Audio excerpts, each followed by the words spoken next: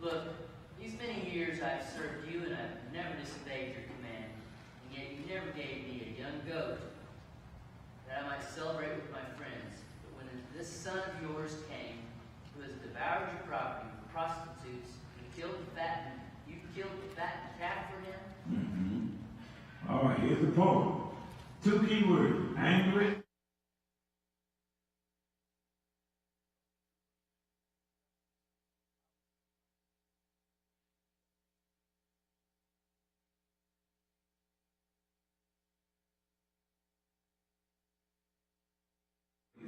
What does it mean?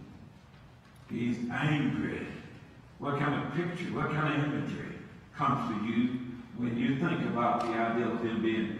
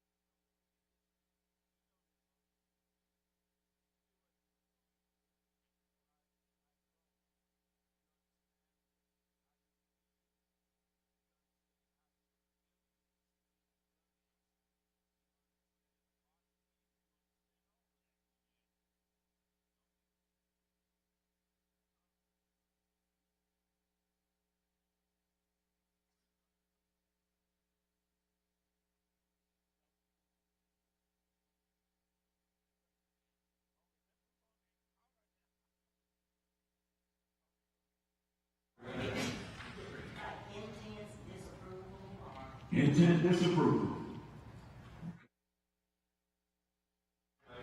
Vocal, intense disapproval. Mad and upset. Mad and upset. Lost control. Lost control. What do you say back in now?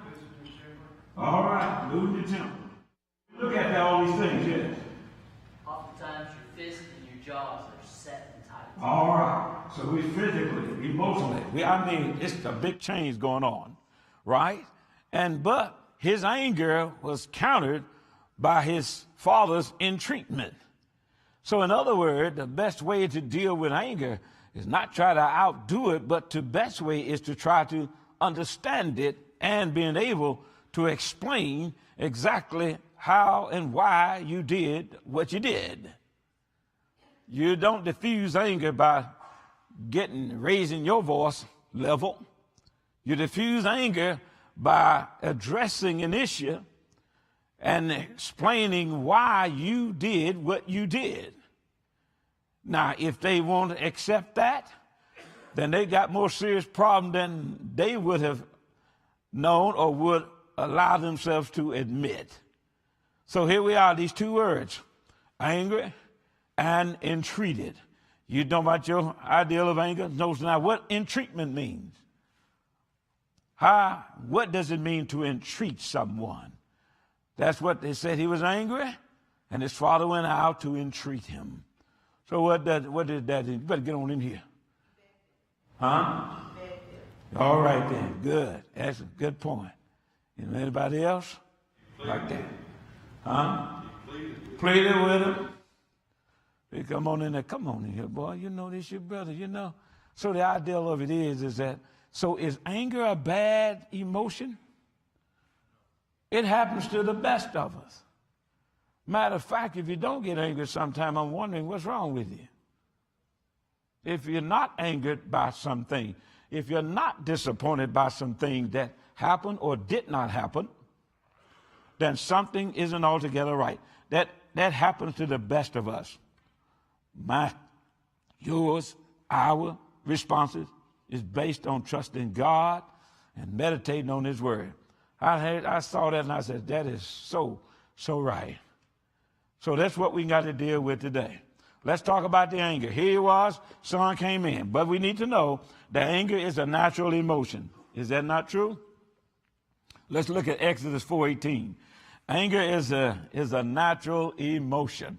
The same God that allow us to be approving of something is the same God that enables us to disapprove of something. If we're going to be happy or satisfied with something, then the same God give us the leeway to be unhappy or dissatisfied with something. It is nothing more than a mere expression of our human qualities. So if somebody's angry, somebody says, oh, he's angry. And I say, well, he's always angry. Now, that's a big difference. Somebody just being argumentative and angry all the time. There's a difference between a situational anger and a chronic anger. So here he is, situational. You know what it is? Your son, he tell what your situation is. Why he's angry. He's got your money. He wasted the money. He disrespected you, lost everything that he could. This is a situational anger.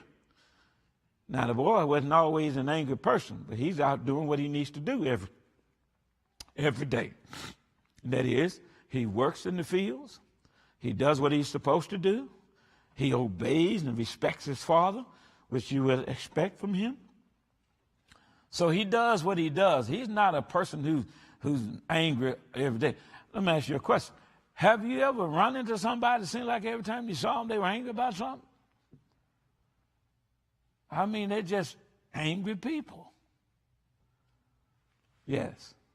One thing that made the anger worse for the son was that the father did not bother to send someone to tell him that his brother had returned and he was going to do these things. Okay. So that just compounded the anger. They just caught him off guard. Everybody got a partner ain't invited. Okay? It's a good point you bring. Good point you bring. So here we are. Anger is a natural thing. Who has been angry before? Does God get angry? Are we not God's creation?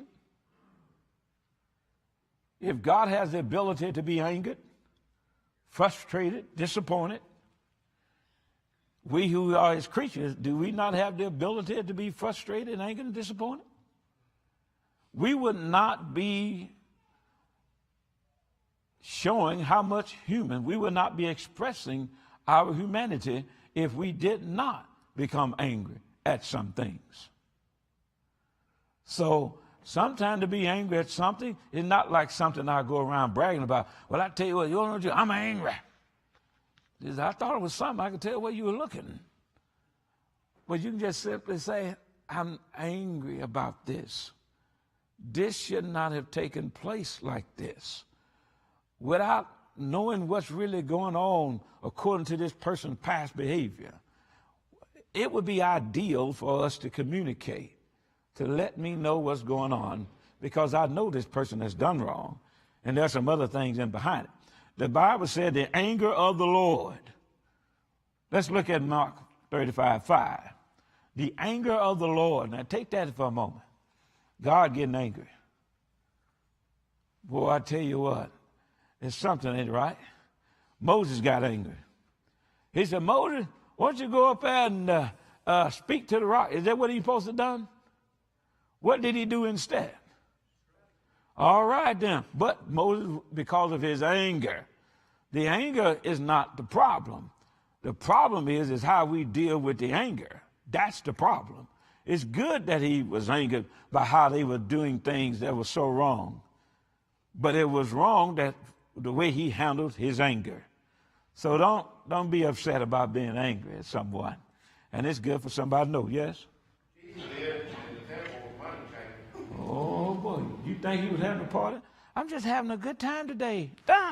Throw the table over. And wait a minute. Let me whip you across the head with this right quick. I like y'all. No, he's angry. Right. So you start looking at things and say, wait a minute. Maybe I don't look at this the way I should.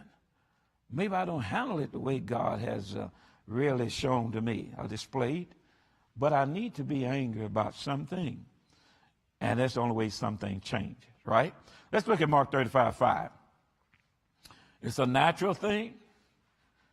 And it's a neat thing. Somebody says, oh, he never gets angry. Well, I hope that's the case. Maybe no one has ever done anything that was wrong. Maybe no one hasn't done anything that was threatening to him or her. Maybe no one has ever done anything that was so destructive and discouraging to other folk that it doesn't bother you. I hope that would be the case. But I do know that when we see injustice, when we see neglect, we ought to get angry about it. We should. Anybody? Question? Comment? What do you think? You ever been angry? Who in here? You ain't never been angry. So I keep my cool. Well, okay. Well, keeping your cool is addressing your anger, whether you know it or not. Yeah, you dealt with your anger, right? Who has that in Mark 35:5? Here was Jesus right here and now. Let's look at that. Somebody got that? Some of it here somewhere. Y'all find it for me? Huh? Yeah, whatever. Yeah, thank you, brother. Go ahead and with this. What is that? I don't know how I got that on that. 35:5. Good. Ain't that in the chapter? What did it say? Huh? Makes me angry. It makes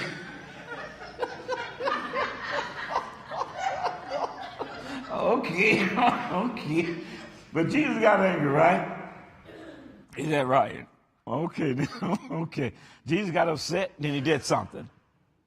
Even Jesus gets upset. God gets upset. Holy Spirit gets upset. So angered that when Ananias and Sapphira did something wrong, he popped them. Sometimes anger, we're moved by it, and we get it gone, right? All right. And when he had looked around at them with anger, who did? Jesus. And when he had looked at them with anger, being grieved by the hardness of their heart, that's an injustice. He said to the man, stretch out your hand, and he stretched it out. He healed the man, he restored, but he said he looked around them with anger. Jesus did. So seeing this young man being angered is not something that's out of the norm. Matter of fact, something that is expected of someone who's in a normal situation. You ought to be angered by something. Sorry about that typographical error. But anyway, thank you, brother. Anyway, so that's right. So it's a natural emotion. Jesus had it. The Father had it. The Holy Spirit experienced it. So it's not only it is a natural thing for us to do, it's a needed thing for us to do. Let's look at Ephesians 4:26. It's a needed thing. So this young boy, if you notice, they all were single, corn, sheep, son. Didn't say anything about this other boy being lost.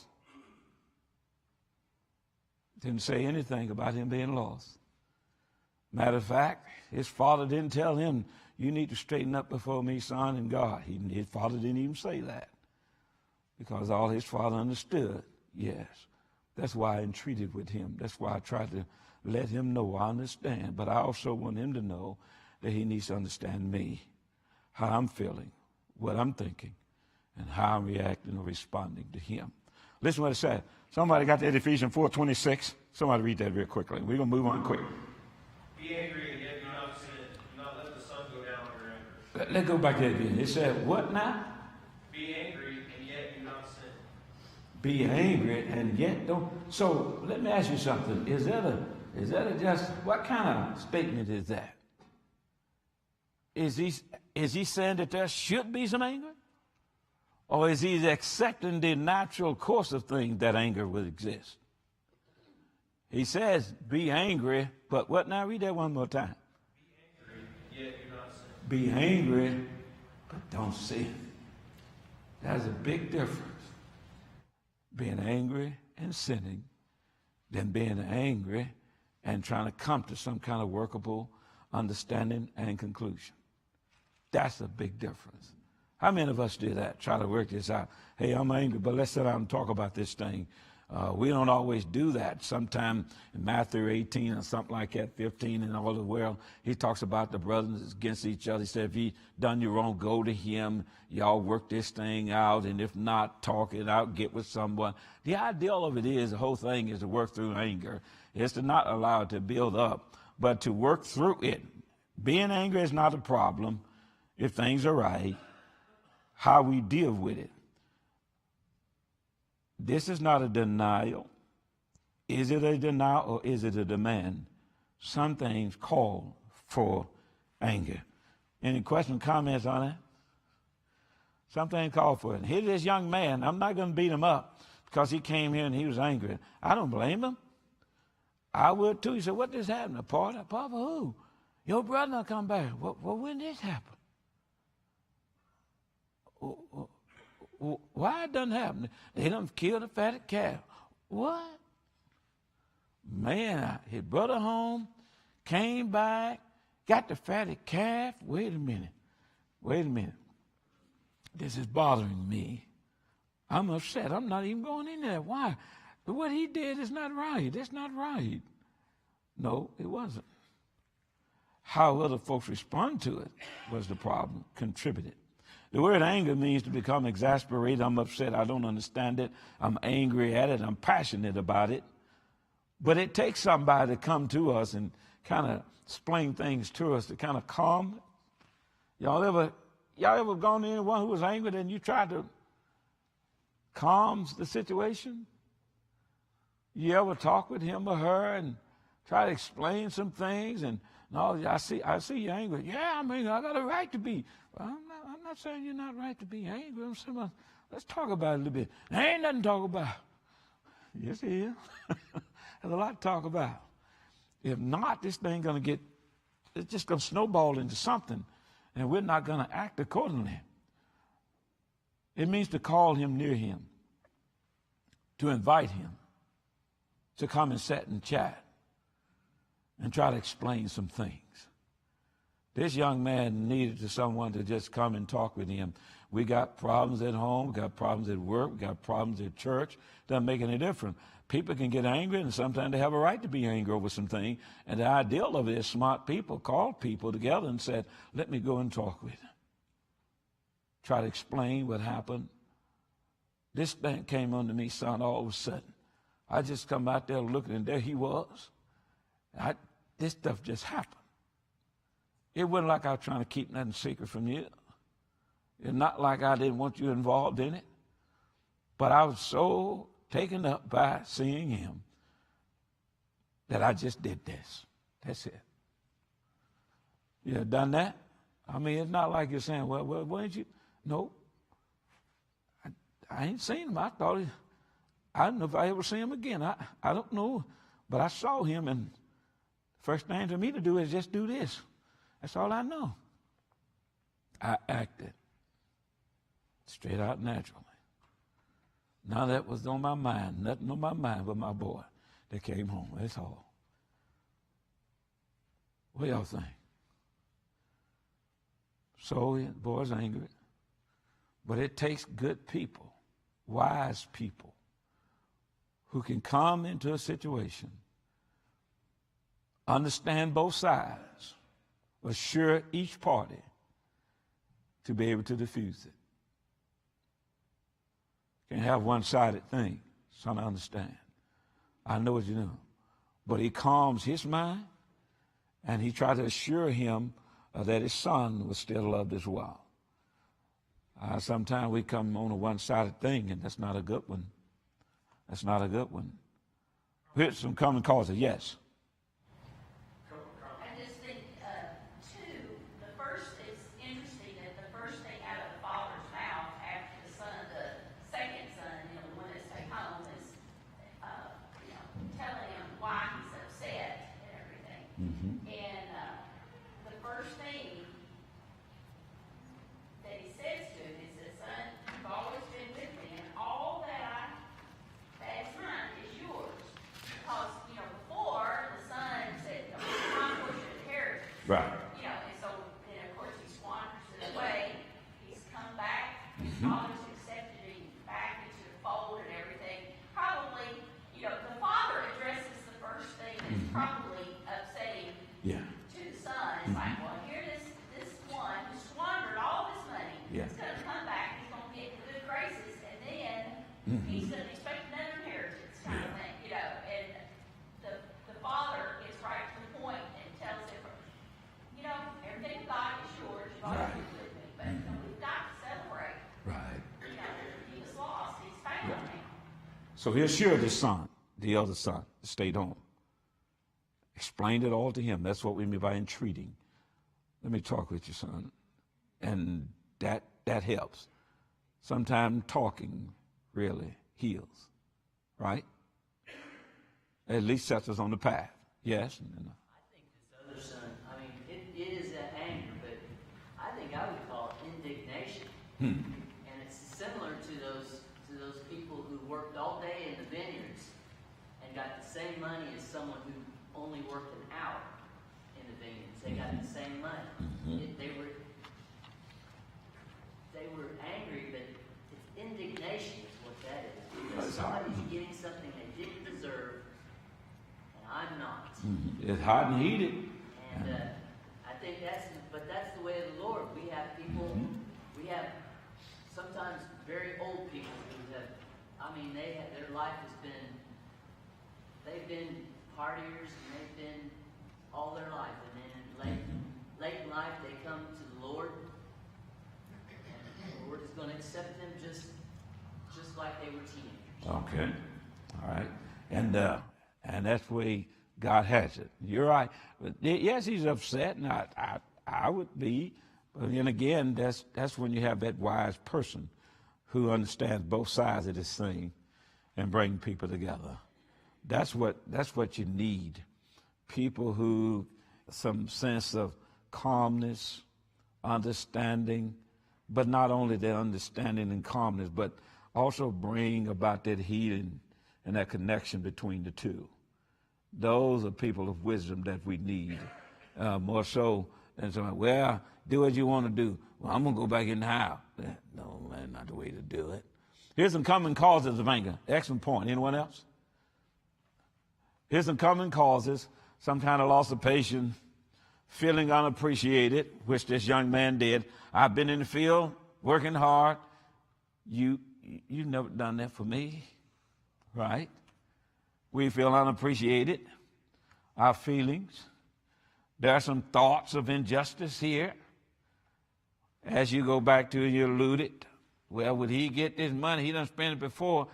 And the father said, no, all I got is yours. So don't worry about that, son. What he's having, what he's getting, this is it. And we need wise people who can really come into this thing and really be people who can really bring some healing when there's division. Some folks who can bring us together. Here's some unique causes, common causes. Loss of patience, somebody doesn't appreciate us, we feel bad and angry. That's understanding. Sometimes my personal history, my expected behavior of somebody, me, I've been out in the field. I have done it. I expected him to do it, but he hasn't done it. So I'm upset about it. Listen, yes, he's angry. How do we deal with it? His inherited tendency. What do I mean by that? His inherited tendencies. Here's this young boy, his inherited tendencies. What do we mean by that? Number one, I've been taught this, I expect that. He didn't live up to that. I did this, he didn't do that. Sometimes we're more prone than other folks to be angry all the time, and sometimes we just angry people. That's a sad thing. So how do we manage it? Here's what he did. He told his son, let's go in and go and party with him, get this thing all together, and that way we won't have to do anything. And he answered and said to his father, these many days, verse 29, do I serve you? I haven't transgressed. I at any time, I had never done anything wrong, yet you never gave me a calf. But as soon as this your son come, which hath devoured your living, which you tied with harlots and have killed, for him you have the fatted calf. And he said unto him, son, thou art ever with me. He's always been, never left me, and all that I have is yours. It was needful that we should make merry. And he gladly, for this thy brother was dead and is alive again, and was lost and now is found. What do you think about it? That's all his story ended. He didn't tell his son, you need to go and get right, boy. How do we manage our anger? How do we do it? He's angry. The first thing for us to do when we're angry, we want to strike out. We want to hit someone. We want to hit them verbally or physically. We want to do something. How do we manage it? I have this. And my anger is valid. How do I do it? My anger is valid. I have a right. How do I manage it to the point to where it doesn't become something that's destructive? Try to understand. Trying to understand the negative stimuli. Yes, good point to make. We have to do that. Anyone else? Good point. How do we do it? Yes. I question the validity of your anger. Why is it? You will. Why is that? 1:20 says, "My dear brothers, take note of this. Everyone should be quick to listen, slow to speak, and slow to become angry. But man's anger does not bring about the righteousness of God." I got you right. The Father had a different perspective than the Son. The Son thought in terms of a certain perspective. He was considering the cost, what had been done to him, and not taking the Father's perspective. Part of that teaching was to teach us to take the Father's perspective. And sometimes it's man's anger, the way we think about things, not the way God would think about things. Right. A lot of people get upset about things and think their anger is righteous, but it is because of their perspective that they're angry. All right. So that's what I'm saying. From perspective, his experience, this is his experience. This is his anger. That's why he tried to fuse it. That's why I like what you just read. He said, be what? Slow to it. That's the whole point. Be slow to it. It's not something we go off with hot heads. We burst off at the scene. At the very mention of something, we jump at it. Yes, this kind of anger. Yes, this kind of anger. The one that's a pop-off kind of a thing. One that hasn't really any truth grounding in. That's wrong. Well, some folks, as I said before, some folks just angry people. And what they're angry about, really, there's no sense in that. Disappointment or whatever, I have a right to be angry. I have a right to be angry when somebody takes a child, locks them up in the heat of a car, leave them there for 8 hours and not come back out, or they go inside in the bathroom while they do some drugs. I have a right to be angry. Or should I just say, well, that happens all the time? No. Be slow to anger, slow to wrath. You think about it. You work through it. You see what is just and what is unjust. What would be a particular just measure of our reaction? What would this be? What would it look like? So the anger isn't the problem. The problem is how we deal with the anger and when.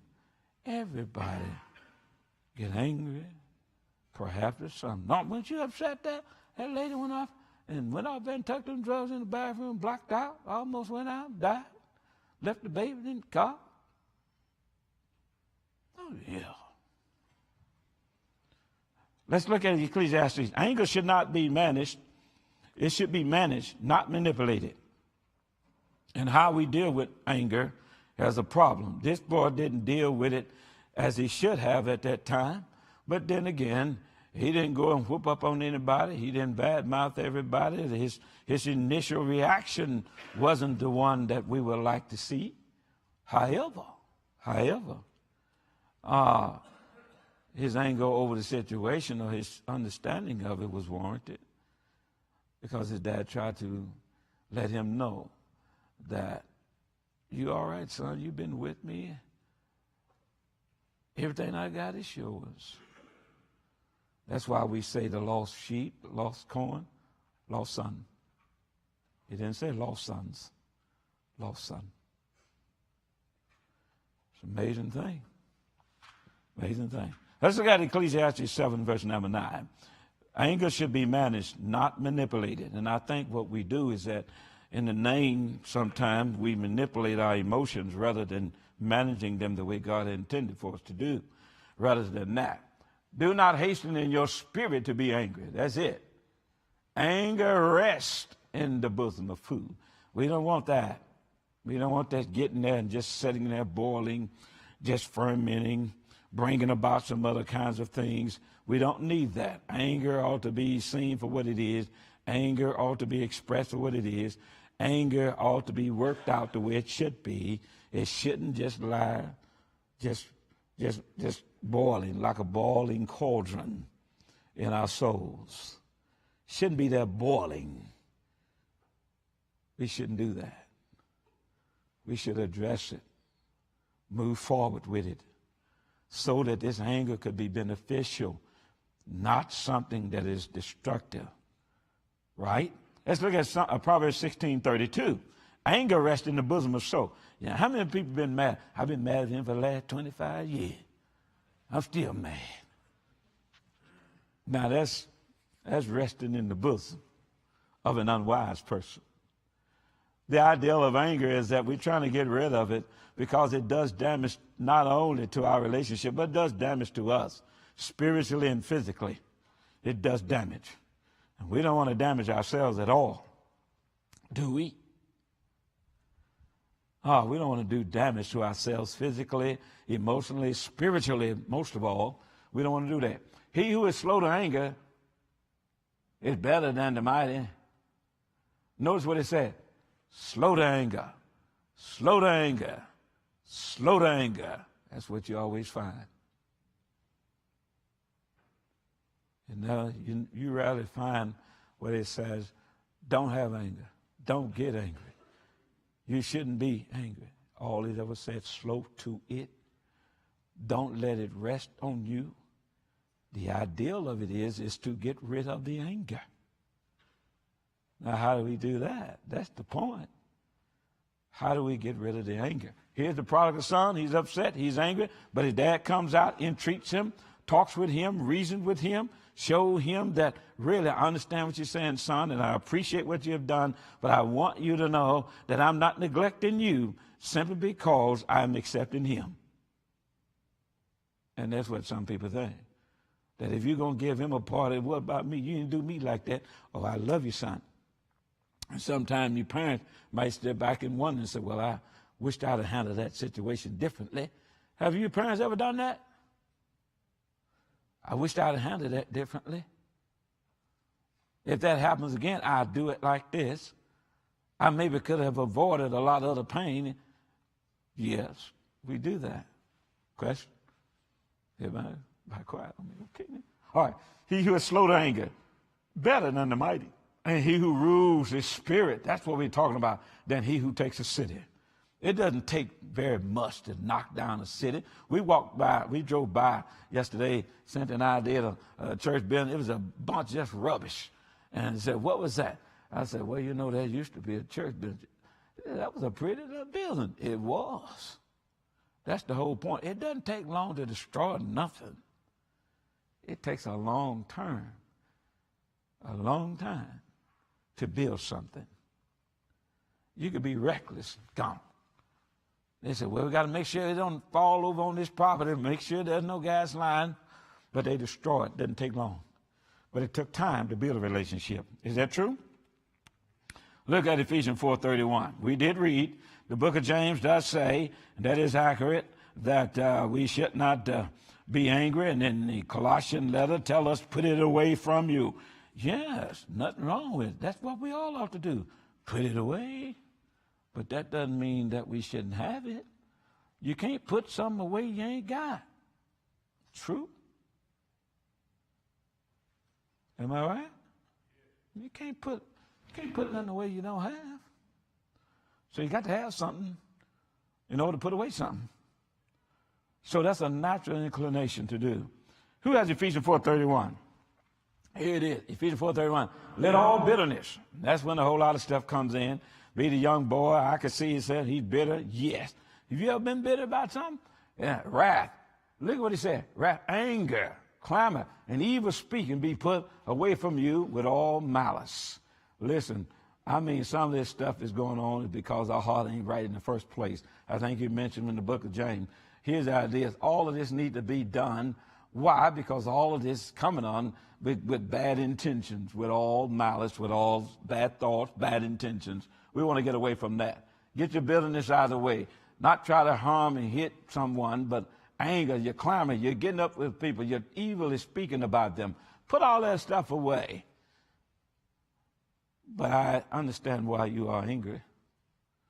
Don't go around telling everybody, well, I don't know what y'all don't know what I know. I hear people say it sometimes. Yeah, he ain't who y'all think he is. See, all that, if y'all knew what I knew. See, that's angry people, evil speaking, setting up all kinds of things, and getting folks all messed up. Even though their anger may be right, they may know something about them that you don't. But the point of it is that how they deal with that anger. Deal with it. If the father hadn't come out, the boy ain't going in there. Man, your brother ain't going in there. But the dad said, wait a minute, he's out there. Let me go and get him. Let me go and talk with him. And that's a bad place to be. But that's his first reaction, the human reaction that we all would have, is that we felt like we've been dismissed and betrayed. We do that sometimes. True? Y'all ever felt that way? Okay, here we go again. Look up on this other side, on the back side of this here paper here. Here's our methods of dealing with it. The young boy didn't do it. Sometimes we express it, which he did. He didn't suppress it, which we shouldn't. He did calm down from what we could see. This is how we deal with this anger. So this young boy came into it, got it together, and the story ended. Now we get to next week. There's a correlation, a connection between jealousy and anger. There's a connection. There's a connection here between the two. Jealousy, anger. Sometimes they go together. Even God had those two together. And so what we need to do as human beings is that we can be angry, we can be jealous at the same time. And just as anger is not a bad one, jealousy is not one either. So let's talk about that. I want you all to think about these three things on the back for next week. So when you fill that on out, so when you come to class, you got something to talk about as we get over into from the anger to the jealousy. How do you express it? How have you suppressed it?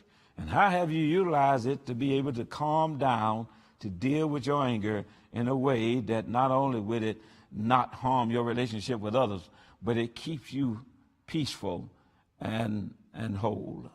That's what it's all about. I do appreciate your comments today. It's been helpful to me, hopefully been helpful to everyone else. And I look forward to being with you next week as we talk about this idea of anger and jealousy. Appreciate it so much.